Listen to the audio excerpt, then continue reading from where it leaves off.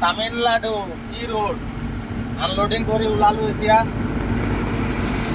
অকণমান এটা গাড়ী দাগি আছিলে, এই দাগিৰ কাৰণে ৩,০০০ টকা ভৰি আহিলোঁ। এতিয়া নতুন গাড়ীটো বহুত ৰিক্স। আনলোডিং কৰি ওলালোঁ, গধূলিলৈকে গৈ পাম বেংগলোৰ টয়টা। ৰাতি আকৌ লোড হৈ যাব। ক'ৰ লোড হ'ব এইটো ক'ব নোৱাৰি, যোৱাৰ পাছতহে গম পাম। নেক্সট ভিডিঅ'ত চাব। এতিয়া এই ডিজাইনটো চাই লওকচোন অলপ কেনেকুৱা লাগে। ভাল লাগিছে না বেয়া লাগিছে ব্ৰিজটোৰ ডিজাইন, ৰাস্তাৰ মডেল অলপ জনাব, ভালকৈ জনাব দেই।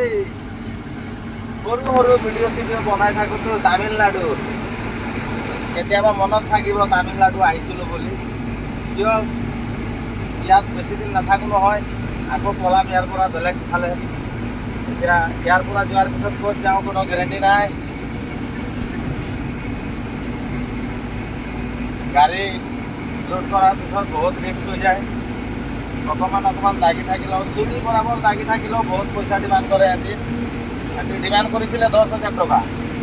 গৈ ইয়াৰ ভাষাও বুজি নাপাওঁ, সিহঁতেও বুজি নাপায়, মকাৰ ফাইদা উঠায়, বুজিছেনে।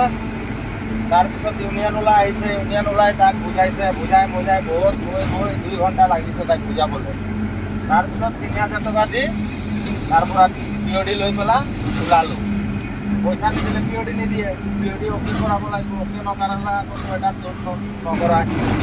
এই চিনটো অকণমান দেখাই দিয়া ভাইটি, দেখাই পেলাই বন্ধ কৰি দিয়া। তাৰপিছত আকৌ বেলেগ চিন দেখাম।